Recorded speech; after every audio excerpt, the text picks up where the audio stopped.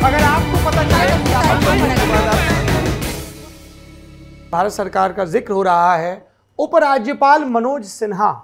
उनका कार्यकाल कैसा चल रहा है और खासतौर पर सत्ताधारी दल के साथ संबंध कैसे हैं? हाँ, देखिए, जहां तक उपराज्यपाल लेफ्टिनेंट गवर्नर मनोज सिन्हा का ताल्लुक है, उनका कार्यकाल जम्मू कश्मीर में चल ही रहा है। लेकिन जो यहाँ का क्षेत्रीय, ये जो भारतीय जनता पार्टी की जो जम्मू कश्मीर की इकाई है, उनकी सबसे बड़ी परेशानी ये है कि लेफ्टिनेंट गवर्नर मनोज सिन्हा कोई ऐसा उपराज्यपाल बयान दे देते हैं कि उसके बाद उसके फॉलोआउट का जो सामना करना पड़ता है वो भारतीय जनता पार्टी को करना। उदाहरण देके बताएं। उदाहरण, एक्साइज की पॉलिसी आई। एक्साइज की जिस समय पॉलिसी आई तो उसका विरोध किया यहाँ के जो लोकल शराब के कारोबारी थे, वो लोग भारतीय जनता पार्टी के बाहर जाकर धरना देकर आ गए। बीजेपी ने उस मामले को उपराज्यपाल के साथ भी उठाया, लेकिन पॉलिसी में कोई बदलाव नहीं आया। पॉलिसी को इंप्लीमेंट कर दिया गया और वो जो लोकल छोटा कमजोर कारोबारी था वो उससे बाहर हो गया। उसके बाद दूसरी पॉलिसी, उसके बाद अभी ये जो लेटेस्ट हुआ है कि एक ऑर्डर जो है लेफ्टिनेंट गवर्नर ने संशोधन किया लैंड ग्रांट रूल्स के अंदर। उसमें नजूल की जो प्रॉपर्टीज हैं, उन नजूल की प्रॉपर्टीज को लेकर कहा गया कि जिनकी लीज खत्म हो गई है उन लोगों से उन लोगों को ऑक्शन में पार्टिसिपेट करना होगा। उन्हें ये लीज पर प्रॉपर्टीज जो दी गई हैं अब वो ऑक्शन होंगी। तो ये जो लीज वाली प्रॉपर्टीज हैं, आपको जानकर हैरानी होगी कि इसका असर जहां घाटी में बहुत बड़े पैमाने पर होगा, जम्मू में भी बहुत बड़े पैमाने पर कारोबारी हैं, जिन कारोबारियों के होटल हैं, दुकानें हैं, नजूल की लैंड के ऊपर है। उसको लेकर भी भारतीय जनता पार्टी का जो यहाँ का संगठन है वो लेफ्टिनेंट गवर्नर के साथ इस बात को उठा रहा है और उसको लेकर परेशान है कि भाई इसका पॉलिटिकल फॉल आउट, राजनीतिक तौर पर जो उसका नुकसान है वो हमें होगा। उसके बाद कश्मीरी पंडितों को लेकर पिछले दिनों उपराज्यपाल ने बयान दिया। उन्होंने अपने बयान में कहा कि घर बैठकर किसी को तनख्वाह नहीं मिलेगी, आपको क्या कहते हैं, घर बैठकर हम तनख्वाह नहीं देंगे। जब उन्होंने ये बयान दिया तो उसके बाद बीजेपी के कार्यालय के बाहर जो है वो कश्मीरी पंडित समुदाय के कर्मचारी पहुंच गए, वहां पर जबरदस्त नारेबाजी हुई। केंद्र के एक इंपॉर्टेंट फंक्शनरी आए हुए थे। उसके अलावा doctor Jitendra Singh MOHN PMO है, उन्होंने बयान दे दिया और वो बयान बड़ा सिग्निफिकेंट है। वो बयान इसलिए सिग्निफिकेंट है कि उन्होंने कहा कि अगर किसी की जान बचाने के लिए हमको 10 दफ्तर बंद भी करने पड़े तो हमको बंद करने चाहिए। तो ये भी बड़ा सिग्निफिकेंट बयान है, विरोधाभास दिखाता है कि लेफ्टिनेंट गवर्नर कहते हैं कि भैया घर बैठ के तुमको तनख्वाह नहीं देंगे, और MOHN PMO कहते हैं कि भाई ये कर्मचारियों से ऐसा होना नहीं चाहिए। फिर जो लोग कश्मीरी पंडित समुदाय के बीजेपी के दफ्तर के बाहर गए थे, उन लोगों को वहां बीजेपी ने आश्वासन दिया कि भाई हम तो आपके साथ खड़े हैं, हम केंद्र के साथ इस बात को रखेंगे, लेफ्टिनेंट गवर्नर के उपराज्यपाल के साथ ये बात रखेंगे, कोशिश करेंगे, उनको समझाएंगे हम, ये बात उन्होंने कही। उसके बाद ये जो शेड्यूल कास्ट कैटेगरी के सरकारी कर्मचारी जिनकी घाटी में जिनको क्या कहते हैं, जो लोग काम करते हैं, वो लोग भी यहाँ धरने पर हैं। वो लोग जब भारतीय जनता पार्टी के कार्यालय के बाहर गए तो बीजेपी के एक वरिष्ठ नेता और पूर्व नेशनल कॉन्फ्रेंस नेता और एडवाइजर भी रहे हैं देवेंद्र सिंह राणा, जिनको माना जाता है कि जब वो कोई बात करते हैं तो उसका वजन होता है और उस बात की बड़ी इंपॉर्टेंस भी होती है। तो उन्होंने वादा कर दिया वहां पर उनके साथ, उन्होंने बात की, उन्होंने कहा जी कि बिल्कुल आपके लिए ट्रांसफर पॉलिसी होनी चाहिए, क्यों नहीं होनी चाहिए आपके लिए ट्रांसफर पॉलिसी। और उसके अलावा अगर आप बीजेपी के नेताओं से वैसे भी बात करेंगे और उनको जब आप पूछेंगे कि भाई आप बताइए क्या आप कामकाज से खुश हैं, तो वो तो अलग अलग प्लेटफॉर्म पर कहते मिलते हैं कि भाई बाबू राज है जम्मू कश्मीर में, बाबू किसी की सुन के राजी नहीं। तो ये इस समय स्थिति है, ये संबंध है।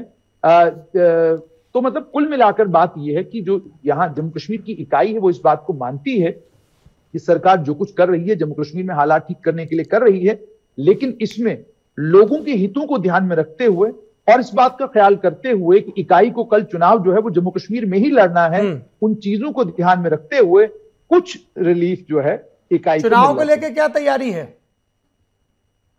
चुनाव को लेकर देखिए, मैंने आपको कहा बीजेपी तो इलेक्शन मशीन है, वो तो चुनाव के लिए तो हर प्रशासन की क्या तैयारी है? क्या खबरें चल रही हैं, कब तक हो सकता है, क्या अफवाहें हैं, क्या राजनीतिक गप है? राजनीतिक गप तो यह है कि भाई पंचायत के और म्युनिसिपैलिटी के चुनाव तो जम्मू कश्मीर में हो जाएंगे और उनको हो सकता है कि हालांकि पंचायत और म्युनिसिपैलिटियों के चुनाव अक्टूबर-नवंबर में होने वाले हैं, लेकिन कुछ इशारे इस तरीके के सिविल सचिवालय से आ रहे हैं कि शायद जम्मू कश्मीर में असेंबली के चुनाव बाद में हो, पंचायत और म्युनिसिपैलिटी के चुनाव को प्रीपोन किया जाएगा प्रीपून करके वो चुनाव कराए जाएं, क्योंकि मैंने आपको कहा ना कि जम्मू कश्मीर अफवाहें बहुत हैं, और यहाँ अशरफ साहब भी मानेंगे कि यहां खबर पे लोग विश्वास कम करते हैं, अफवाह बड़ी पक्की होती है। तो वो जो अफवाह है, वो अफवाह यह है कि पंचायत और म्युनिसिपैलिटी के चुनाव प्रीपून कराए जाएंगे। उसमें बीजेपी विल टेस्ट वाटर्स, वो देखेंगे कि हम पंचायतों में और म्युनिसिपैलिटियों में कहां खड़े हैं। अगर चुनाव के नतीजे अच्छे आते हैं तो उसके बाद जम्मू कश्मीर में असेंबली के चुनाव कराए जाएंगे। ये गपशप जो है ये भी चल रही है उसके साथ अशरफ बानी साहब, लेकिन अगर जी जी जी अशरफ बानी साहब बताइए, एलजी मनोज सिन्हा का कार्यकाल कुल मिलाकर अगर देखें तो एडमिनिस्ट्रेटिवली उन्होंने बहुत ठीक तरीके से अपने हिसाब से जिस तरह से उनको कहा गया था उस तरह से प्रशासन चलाया। खासतौर से 2-3 चीजों पर अगर हम कहें जो प्रायोरिटी थी अनुच्छेद 370 हटने के बाद केंद्र सरकार की, डेवलपमेंट, एम्प्लॉयमेंट और कर्ब द टेररिज्म, उन 3 फ्रंट्स पे उन्होंने अपनी तरह से बहुत काम किया है। क्योंकि अगर हम देखें तो इंफ्रास्ट्रक्चर में कई सारे बड़े प्रोजेक्ट्स जो दिखते नहीं है, आमतौर पर बड़े लेवल पे दिखते हैं, उसमें चाहे फिर जोजिला टनल हो जो 26,000 करोड़ से बन रही है, वो उस पर भी दिन रात काम चल रहा है। इसकी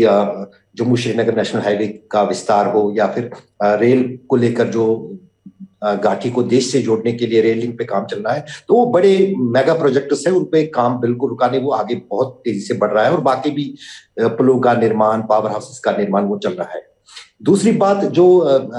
मनोज सिन्हा की तरफ से जो टेररिज्म को कर्ब करने की बात है, उसमें जितना हल्का इन्होंने सोचा था 2019 में कि बहुत जल्दी ये काम खत्म हो जाएगा, लेकिन अब मनोज सिन्हा को भी और प्रशासन को भी ये महसूस हो रहा है कि ये इतना जल्दी खत्म नहीं होता है ताकत से, और ये प्रयास पहले भी हुए थे। तो कहीं ना कहीं इस चीज से डील करने के लिए जो है पॉलिटिकली भी कुछ इन्वॉल्व बातचीत की प्रक्रिया करनी होगी, इन्वॉल्वमेंट करना होगा। शायद तब इस समस्या पर किसी हद तक जो है काबू पाया जा सकता है। उसके लिए भी चैनल 2 से कुछ चीजें छनक छनक कर सामने आ रही है, जहां पर ये बातें हो रही हैं कि हो सकता है कि शायद खुद नेताओं को छोड़ दिया जाए, उनके साथ भी एक बातचीत की प्रक्रिया जो है, चाहे जेल के भीतर या जेल से बाहर, वो शुरू हो जाए। और मनोज सिन्हा को जो काम दिया गया था वो उन्होंने निभाने की कोशिश की, लेकिन सबसे बड़ी जो उनके लिए दिक्कत जो उसके साथ साथ पैदा हुई वो कश्मीरी पंडितों का मसला,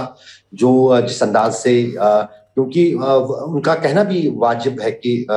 हर एक को सिक्योरिटी देना इस माहौल में मुश्किल है। तो यही कारण है कि जो आतंकवादियों की तरफ से जो है माइनॉरिटीज और कश्मीरी पंडितों को टारगेटेड निशाना बनाया गया। और लेकिन वहां पर जो जिद उनकी तरफ से है कि नहीं, कश्मीरी पंडितों को हम घर बैठे तनख्वाह नहीं दे सकते हैं, उसमें दलील ये है कि अगर कश्मीरी पंडितों की घर वापसी का जो प्रक्रिया है या सिलसिला है, उसमें पहली कड़ी तो यही है कि सबसे पहले कश्मीरी पंडितों के सरकारी कर्मचारियों को कश्मीर में आबाद किया जाए। वो जब यहाँ पर रहेंगे, वो जब यहाँ पर थोड़ा माहौल को बनाएंगे, तो उसके बाद हो सकता है वही रास्ता बनाएगा कि जो विस्थापित परिवार हैं वो फिर वापस लौट सकें। जब अब कर्मचारी ही तैयार रहने को नहीं है कश्मीर पर, और वो कश्मीर छोड़ना चाहता है, तो वो कहीं ना कहीं सरकार के लिए भी फजीहत है और उसके लिए प्लानिंग के लिए भी यही कारण है कि उनका जो रुख कश्मीरी पंडितों को लेकर है वो सख्त इसीलिए है। लेकिन कुल मिलाकर देखें तो जितना उम्मीद थी केंद्र सरकार को कि एलजी के जरिए, चाहे मनोज सिन्हा हो या फिर दूसरा कोई होता, उससे वो काम करवाएं, उन्होंने तो कोशिश की, चाहे मुर्मू साहब हो पहले या फिर अब एलके,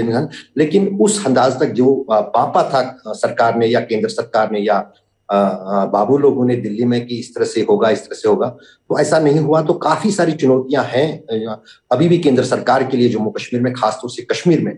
जिसके लिए अब शायद हो सकता है कि वो फारूक अब्दुल्ला से सलाह लेते हो कि उन्हें किस दिशा में और किस तरह बढ़ना चाहिए। और कहीं ना कहीं जम्मू कश्मीर के जो